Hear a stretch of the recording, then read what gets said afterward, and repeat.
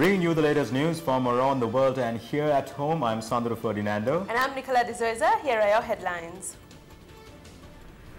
President submits 4 resolutions at the 4th session of the United Nations Environment Assembly. First discussion between the SLFP and SLPP concludes. Investigations into the double homicide in Moratumulla to commence. CEB employees reveal details regarding an electricity mafia. Facebook, Instagram and WhatsApp outage still continues in several countries.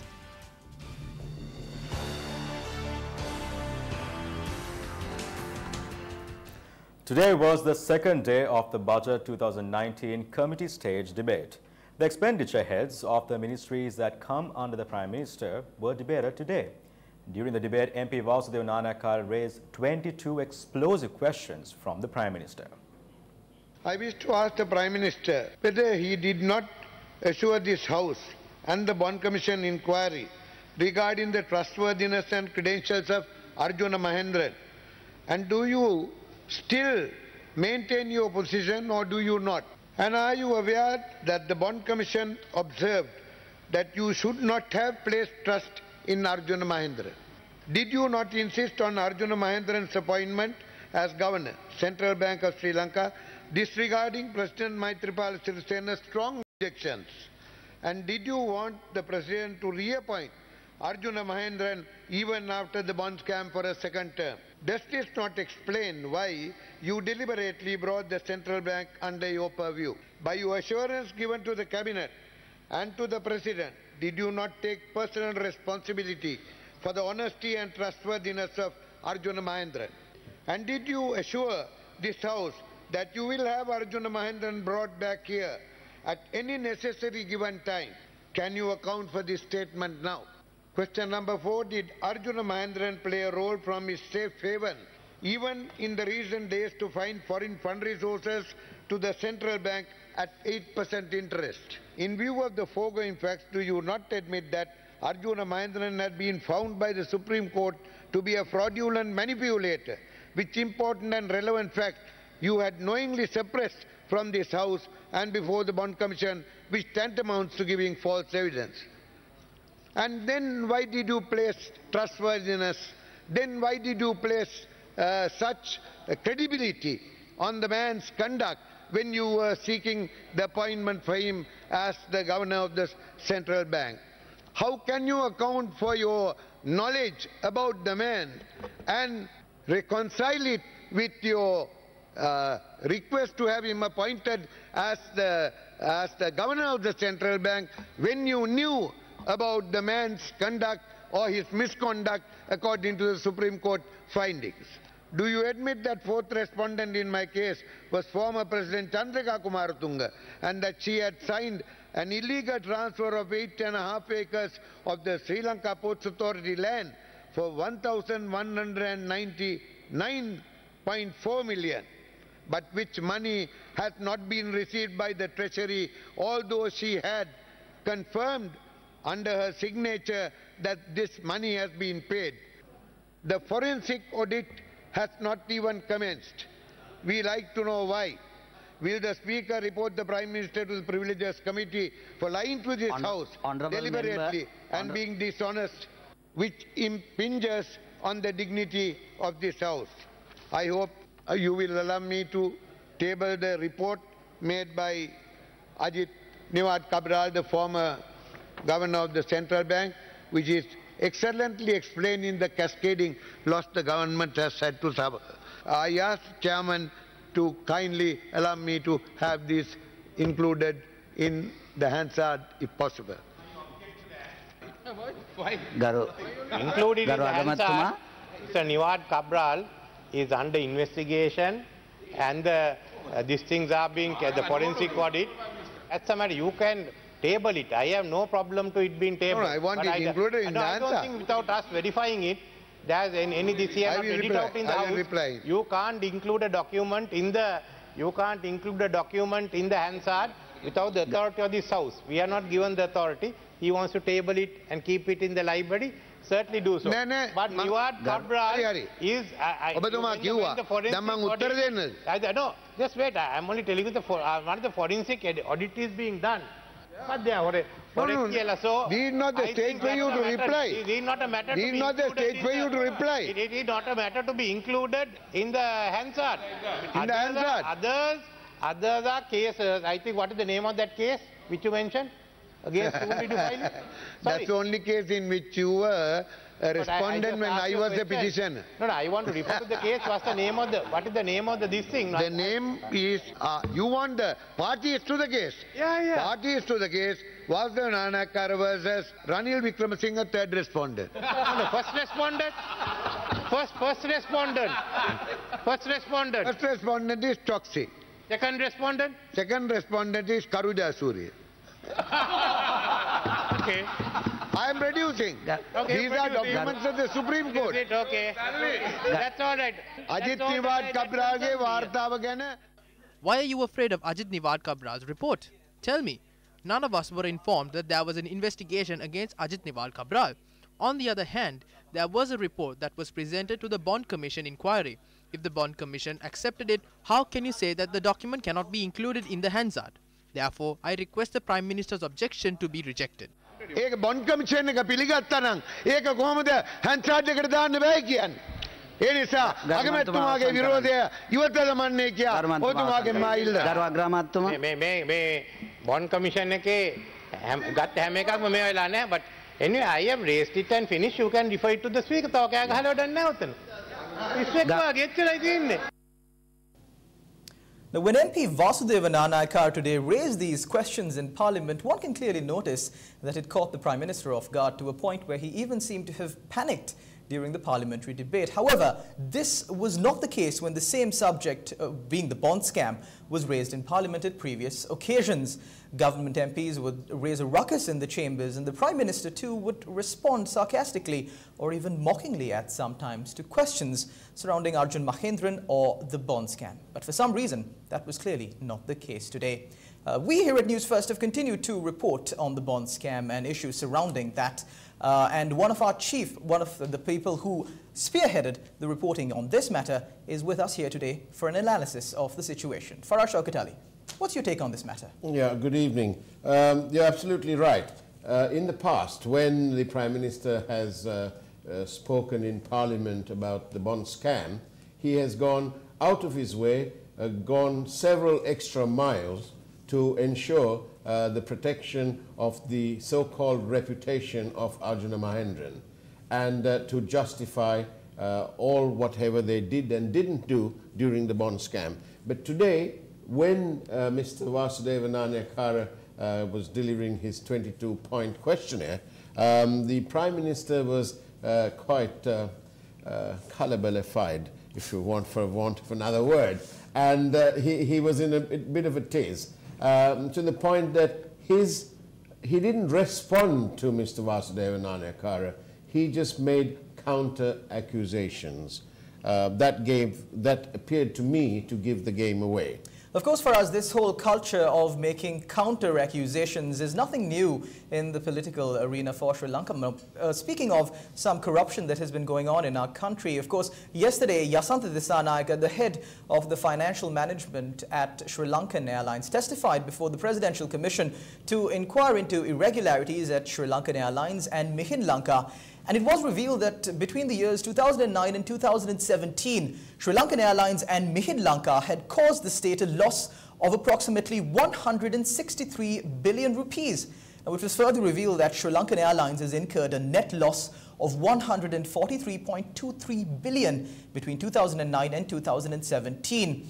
Yasantha Dissanayake told the Presidential Commission that between 2007 and 2017, Mihin Lanka incurred a net loss of 19.79 billion rupees. Now, for us, losses at state institutions have been soaring through the roof, and despite repeatedly promising to get these loss-making state institutions back on track, the economic situation has only gone from bad to worse. And at the end of the day, the general public are the people who are paying for these losses. It's the taxpayers' money that's being used to reimburse these losses and to support the luxurious lifestyles that parliamentarians and political leaders in our country continue to enjoy.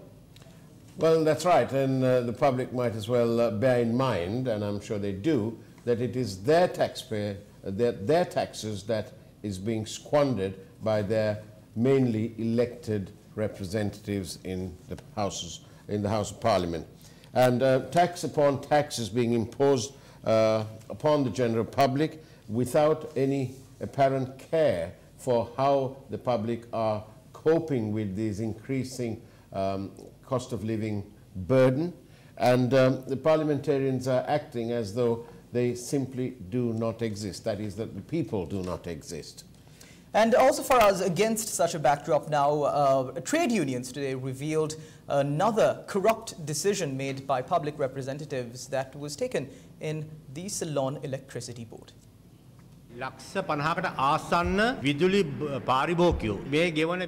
There are nearly 5 million electricity consumers who pay their bills to the Ceylon Electricity Board. More than 50% of their bill is due to wastage and corruption. With regard to the CEB employees' EPF, the central bank has issued bonds worth 2,400 million to entrust securities. Several years have passed and we are clueless as to what happened to these funds. Annually, every employee incurs a loss of more than 100,000 rupees. That's not all. There is a pension for all employees as well. After retirement, the retired individual will receive a pension which will be 2/3 of the salary he received. However, the central bank intervened and paid the respective company 400 billion rupees through the bonds. Now, these monies cannot be located and the pension scheme suffers a loss of 14 million every 6 months. Why are the ministers and MPs remaining silent? We request them to intervene in this matter immediately. How can we provide jobs to the CEB? This is a document during Minister Siambalapitia's time. We challenge them to file a case against us. File a case and we will present along with employees at courts. These are promissory notes and they are not forged documents. Innocent people from the Ampara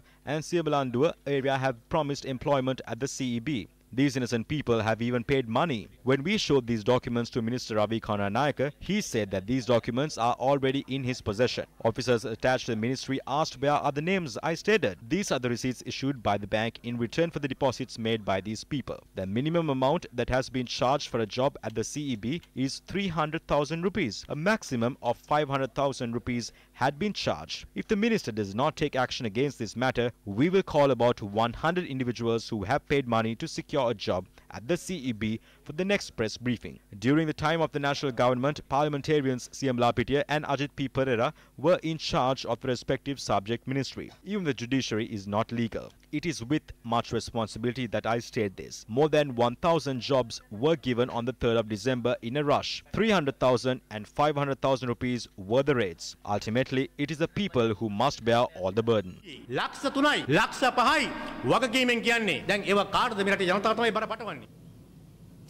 Like magicians, Sri Lankan politicians have proved that they too are masters in the art of misdirection. Let's now take a look at some statements that were made in recent times to divert the attention of the general public from the real issues that the country faces. I propose as a backbencher MP that if the government is corrupted and if the president is trying to take down this government by frequent attacks, then we won't let his expenditure head to be passed. We will defeat it.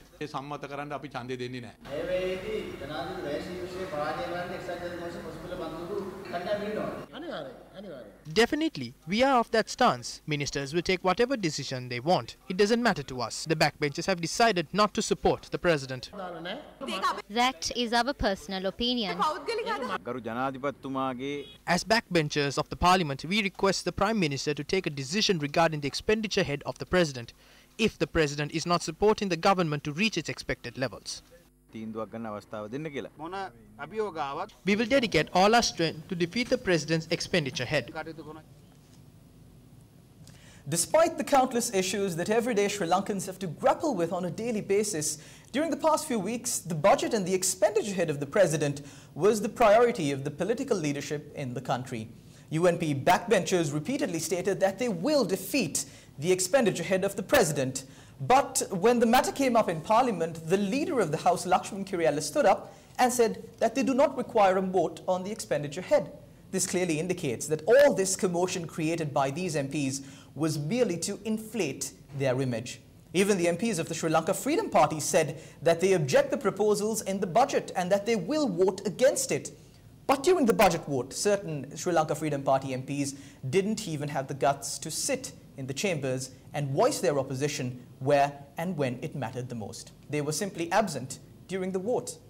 The leader of the TNA, R. Sambanthan, after the budget reading said that he is dissatisfied with the allocations made for the Northern Province, but instead of standing for the expectations of his constituents, he voted in favour of the budget. M.A. Sumanthiran from the TNA too, speaking to Lankadipa before the budget reading as the chairman of the Committee on Public Finances, said that the figures of the budget are inflated and distorted and the actual monetary values are not released to the public domain. Now, after making such a statement, a well-informed member of the public would think that he would vote against the budget, but no. He too followed suit and voted in favour of the budget. How long will our public representatives continue to deceive us? Of course, previously we aired a clip that showed 22 explosive questions that were directed to the Prime Minister by Vasudeva Nanayakkara, and we continue to say that instead of simply responding to these questions and providing answers to them, what the Prime Minister did was level counter-allegations at the previous regime. Now, these are a few clips from the past just to remind you of what the Prime Minister's position was, and we are unsure as to if he still holds that position, but these are clips to show what the Prime Minister's position was when the bond scam was initially revealed.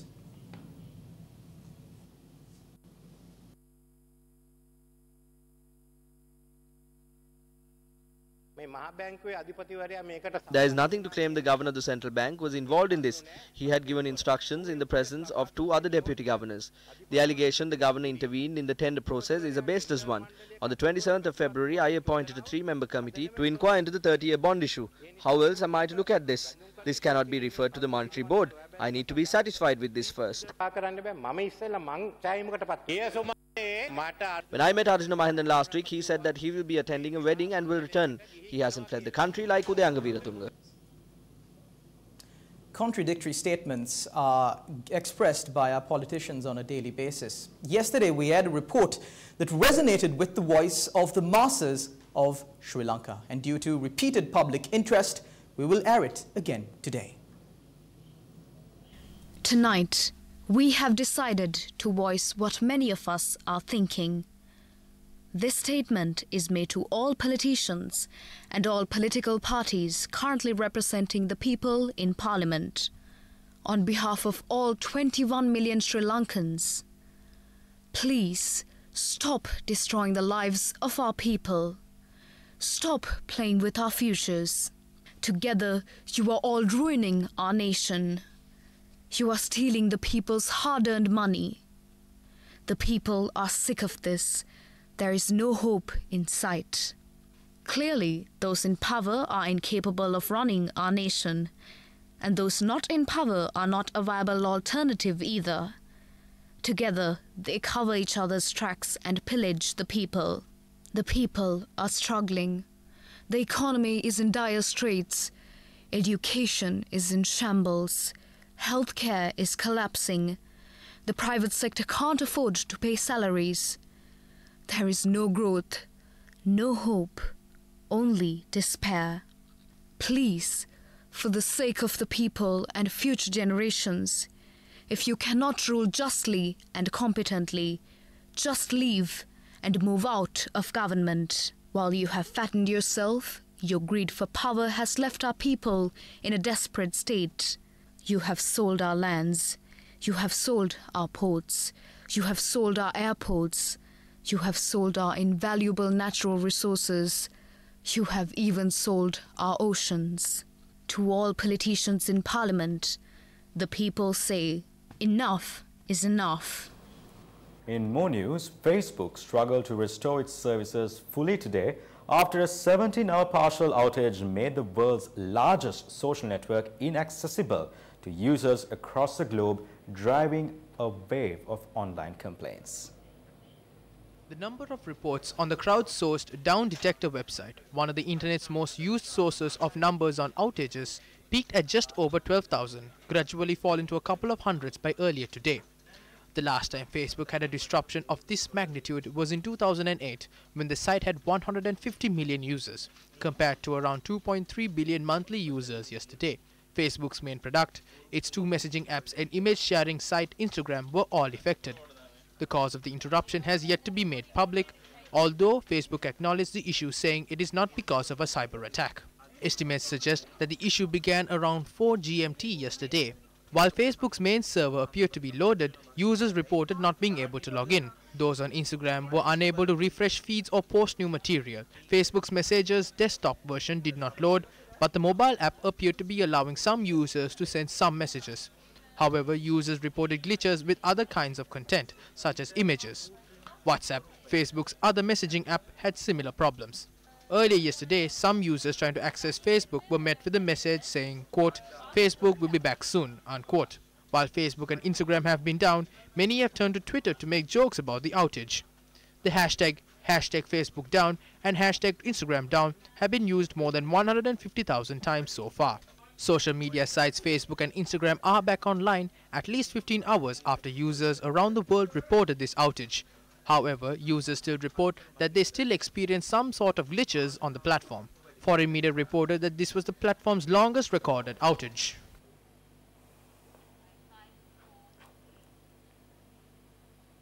President Maithripala Sirisena made a national statement at the 4th session of the UN Environment Assembly, which is currently taking place in Nairobi, Kenya. The 4th session of the UN Environmental Assembly will continue up till the 15th of this month under the theme Innovative Solutions for Environmental Challenges and Sustainable Consumption and Production. The President participated in this assembly on the invitation extended by the President of Kenya, Uhuru Kenyatta.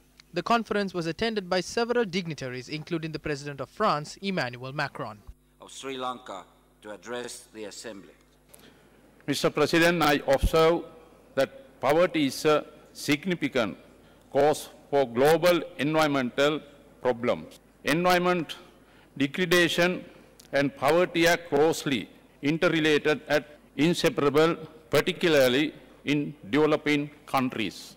Mr. President, my country has initiated in co-sponsors for resolution for UNIA 4, along with other partnering countries on conservation of mangroves, marine litter and microplastic, solid waste management and food losses and waste. I am pleased to state that Sri Lanka is the first country in the South Asian region to prepare a sustainable consumption and production policy with the assistance of Switch Asia Policy Support Initiative. Sri Lanka has taken several ground-level smart initiatives for policy formulation and implementation toward greening under my government's blue-green approach covering both land and ocean. Now in some tragic news, 2 people were gunned down and another was injured in a shooting which took place on the Moratua Piliyandala main road this morning. The injured is currently receiving treatment at the Kalabovila Teaching Hospital. The shooting had occurred at around 10 a.m. this morning. Police said that the gunman and 3 others had arrived in a 3-wheeler and a car and escaped after the shooting.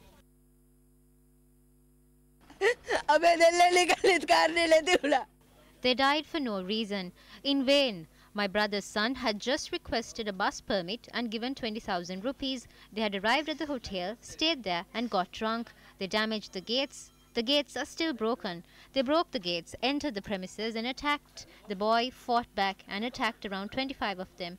They ran away. They then threatened us, saying they will offer 25 lakhs to anyone who brings his head. We even turned to the police and filed several complaints. This is an irrelevant issue that Shammi and others got involved in. There's no use in bringing Shammi and others in front of the law. Shammi and them should be killed. They are destroying the country, smuggling narcotics around the country. They live on cocaine. We suspect Shammi and nobody else. Nobody has a grudge with Manju other than Shammi. The victims were a 47-year-old Duminda Iroshan and 20-year-old Chintika Sandaruwan. The 23-year-old son of the 47-year-old victim was injured in the shooting. Police said 4 gunned the crime and 1 of them was identified. Police added that they opened fire with a shotgun opposite their house and motives for the shooting is personal dispute. Members of the SLFP and SLPP attended a special meeting at the opposition leader's office today. The primary objective of the meeting is the creation of a broad alliance to defeat the United National Party. This was the first official meeting between the two parties. General Secretary of the SLFP, Dasiri Jayasekara, UPF parliamentarian Dallas Ala Peruma and several others attended the meeting. We started initial discussion to create a progressive alliance against the UNP. We are hoping to meet again on the 21st.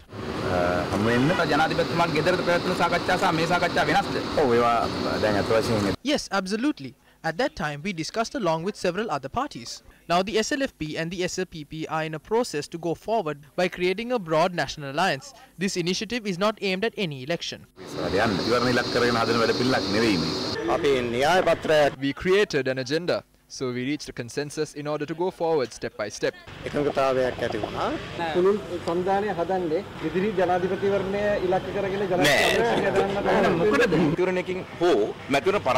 The prime objective of an alliance is over when such an alliance is formed in order to salvage from an election defeat. If someone thinks of such action to salvage from defeat, it is an extremely barbaric political move.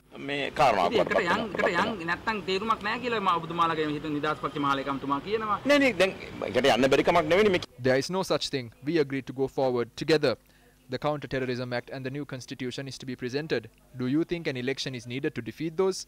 The government's motive will be fulfilled if we halt it for the sake of an election.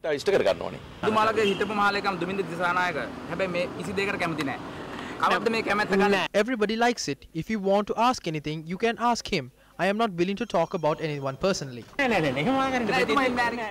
that's a wrap of your primetime news. Thanks for joining us. For the Newsfirst team, I'm Nicola De Zoiza. And I'm Sandro Ferdinando. Take care and good night.